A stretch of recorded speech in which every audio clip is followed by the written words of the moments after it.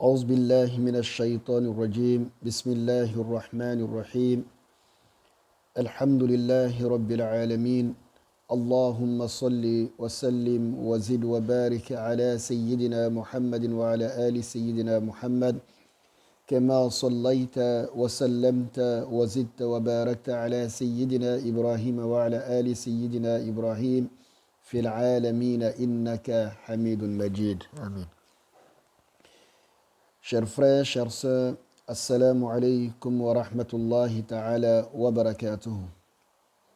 Alhamdulillah, nous remercions Allah subhanahu wa ta'ala qui nous permet de continuer ses enseignements.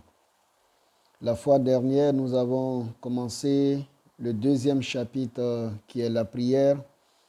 Nous avons parlé de l'historique et la définition de la prière. Et ensuite, nous avons parlé des conditions qui obligent la prière. Et aujourd'hui, Inch'Allah, nous allons parler des conditions de la validité de la prière. Les conditions de la validité de la prière sont des conditions lorsque le musulman ne les remplit pas, même s'il a fait sa prière comme il se doit, la prière n'est pas exaucé par Allah subhanahu wa ta'ala.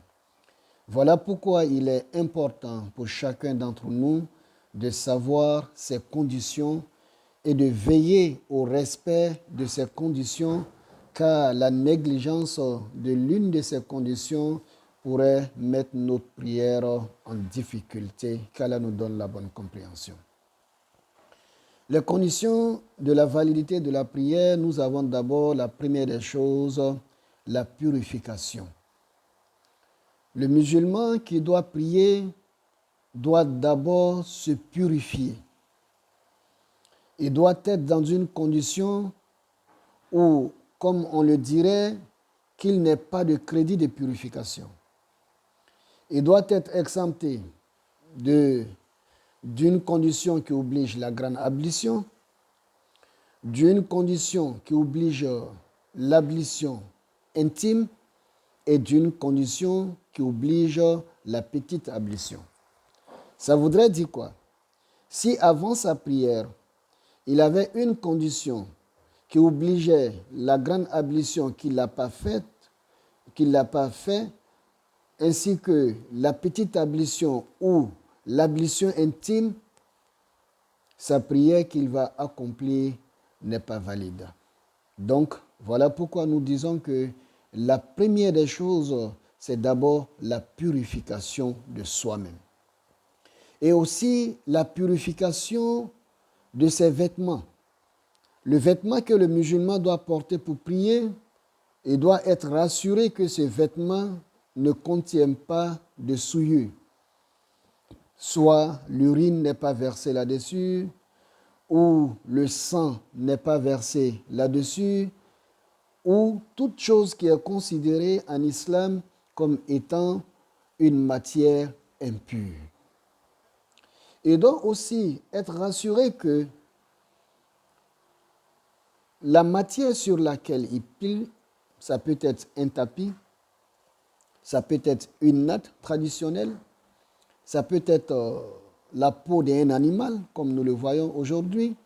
En tout cas, la matière qu'il utilise sur laquelle il doit prier, il doit être rassuré que cette matière ne contient pas d'impureté.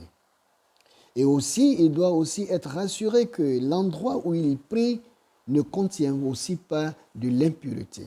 Ça veut dire, où il est en train de prier, ce n'est pas un lieu où les gens ont l'habitude de uriner.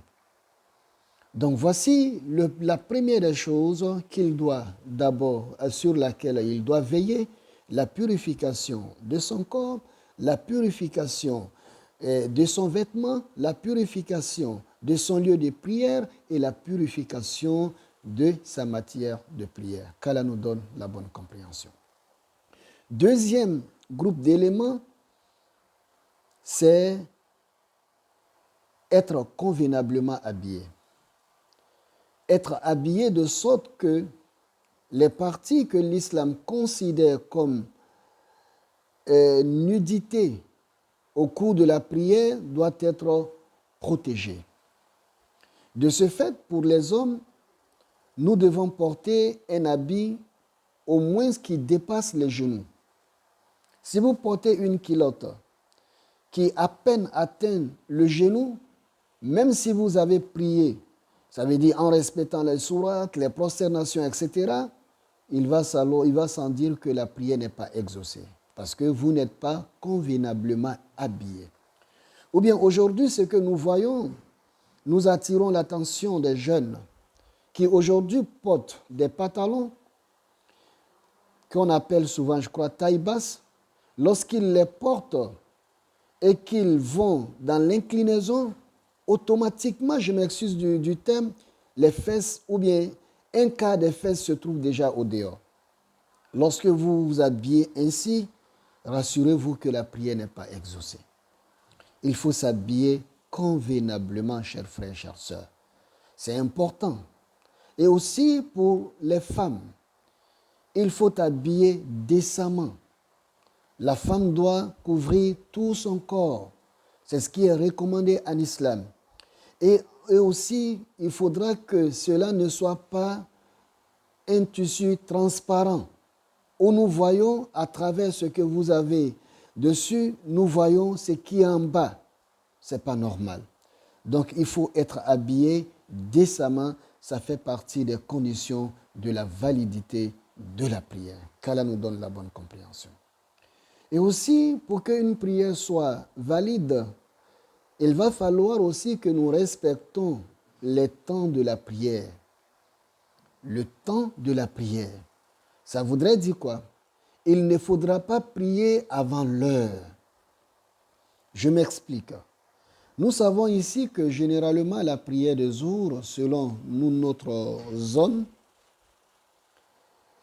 la prière de Zour commence très souvent à partir de 12h30. Ce n'est pas possible pour moi que je me dise que comme je dois aller faire des courses, ou bien comme je dois voyager, Inch'Allah, nous allons arriver sur les conditions pour le voyageur. Déjà, à 10h30, je fais ma prière de Zour. Non, il n'est pas question. Il faut attendre d'abord à ce que l'heure de la prière arrive avant de faire la prière. Oui, c'est vrai, comme nous allons le voir, pour des cas qui autorisent le cumul de certaines prières. Mais la condition aussi de cumul de certaines prières, il va falloir que au moins la prière, l'heure de la prière par laquelle je vais anticiper l'autre arrive. Si elle n'arrive pas, je n'ai pas cette possibilité.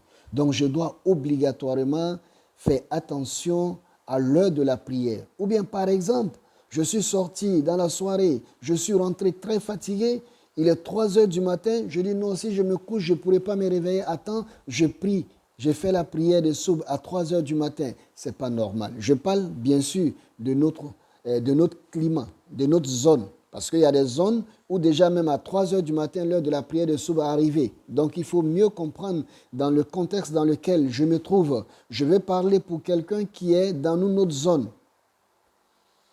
Et cette personne se permet de faire la prière de Soub à 3 heures du matin. C'est de ça que je parle. Qu'Allah nous donne la bonne compréhension. Parce que je sais qu'il faut que je mette ces précisions parce qu'une vidéo peut voyager. Qu'Allah nous donne la bonne compréhension.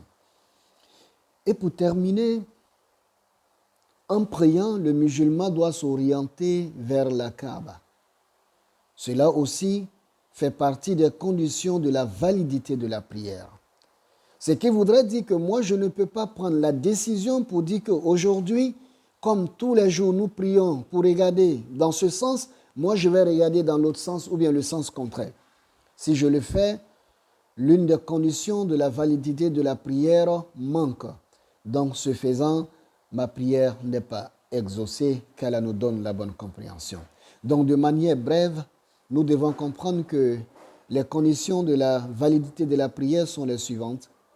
La purification du corps, des vêtements, de la matière de la prière sur laquelle je vais prier et le lieu de la prière.